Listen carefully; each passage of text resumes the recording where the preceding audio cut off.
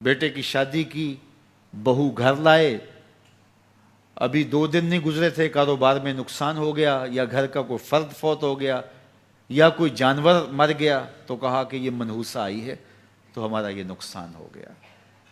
اگر وہ نہ آئی ہوتی تو پھر یہ نقصان نہ ہوتا، پھر تم قیامت تک جینا تھا، یا اس سے قبل تمہارے کبھی نقصان نہیں ہوئے۔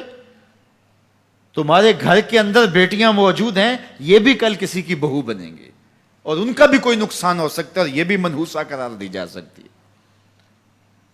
پھر تانو تشنی کے تیر جو ہے وہ اس کے اوپر لگائے جانے لگے۔ کتنی زیادتی ہے، کتنا ظلم ہے، کسی کا دل توڑنا، کسی کا دل دکھانا، کسی کو منحوس قرار دے دینا۔ از خود تمہارے پاس کیا سند ہے؟ تمہیں الہام ہوا ہے؟ کیا حجت ہے، کیا دلیل ہے تمہارے پاس کہ کسی کو تم نے منحوس قرار دے دیا؟ کتنا مکار ہے انسان، اپنی بدعمالیوں کو، اپنی نیت کے کھوٹ کو، اپنی نیت کی کوتاہیوں کو، اپنی سستیوں کو، اپنے عمل کی کمیوں کو دوسرے کے اوپر مڑ دیتا ہے۔ کاروبار تو نے صحیح نہیں کیا، نقصان ہو گیا۔ صبح 12 بجے اٹھ کے تو گھر سے جا رہا ہے اور نقصان ہو گیا۔ تو نے 2 نمبر مال بیچا، آج پکڑا گیا اور نقصان ہو گیا۔ تم نے ٹیکس نہیں دیا، تم نے زکوٰۃ نہیں دی، تم نے دروازے پہ کھڑے ہوئے سائل کو جھڑکا، نقصان ہو گیا۔ یہ تمہارے پاپ ہیں جو مصیبت بن کے تمہارے سامنے آتے ہیں۔ یہ تمہاری بے تدبیریاں ہیں، تمہاری ناحکمتیاں ہیں، یہ تمہاری بے احتیاطیاں ہیں، یہ تمہارا تکبر ہے، یہ تمہارا غرور ہے، یہ تمہارا عجب ہے، یہ تمہاری ریاکاری ہے، یہ تمہاری خیانت ہے، یہ تمہاری دھوکہ بازی ہے، یہ تمہارے قلب کے اندر چھپی ہوئی نفرت ہے، جو آج تمہیں مصیبت بن کے جس کا سامنا کرنا پڑ رہا ہے۔ یہ تمہارے اندر کے عیب ہیں جو مجسم ہو کے تمہارے سامنے آئے ہیں۔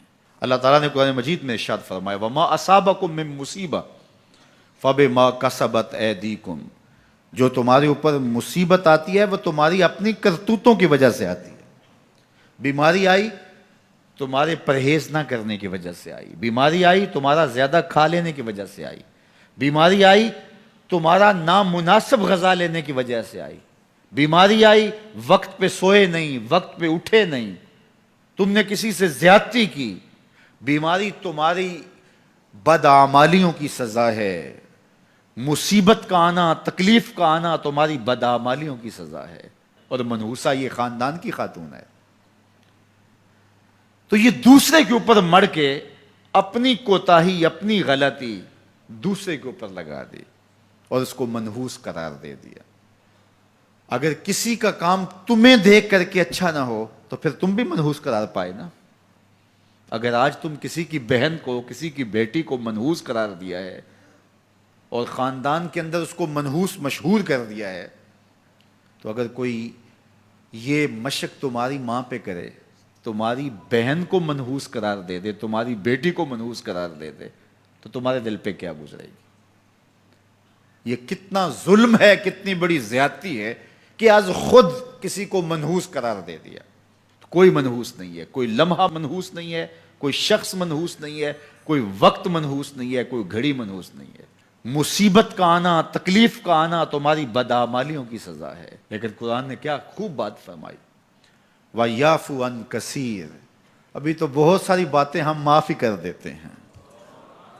تم نے کوئی گناہ کیا، پھر تمہارے ہاتھ اٹھ کے ہم نے معاف کر دیا۔ تم نے کوئی گناہ کیا، تم نے صدقہ کیا، ہم نے معاف کر دیا۔ تم نے کوئی گناہ کیا، تم نے سجدہ کیا، ہم نے معاف کر دیا۔ تم نے گناہ کیا، تم نے وضو کیا، ہم نے سارے گناہ جھاڑ دیے۔ تو کچھ اعمال ایسے ہیں کہ جن کی سزا بھگتنی پڑتی ہے لازمی، لیکن زیادہ عمل ایسے ہیں اللہ فرماتا ہم زیادہ یوں ہی معاف کر دیتے ہیں، اور اگر ہم سارے معاف نہ کریں تم چل ہی نہ سکو، زندگی تمہاری گزرے ہی نہ، اتنی مصیبتیں تمہارے اوپر ٹوٹ پڑیں، لیکن تم وہ منحوسہ کو قرار دے کے اپنے اوپر سے ٹال رہے ہو۔ فلاں منحوسہ اس لیے سب کچھ ہو رہا ہے، فلاں نے تعویذ ڈال دی اس لیے سب کچھ ہو رہا ہے، بلی راستہ کاٹ کی تھی، یہ مصیبتیں ساری اس لیے آئی ہیں۔ یہ تمہارے اندر کے عیب ہیں جو مجسم ہو کے تمہارے سامنے آئے ہیں۔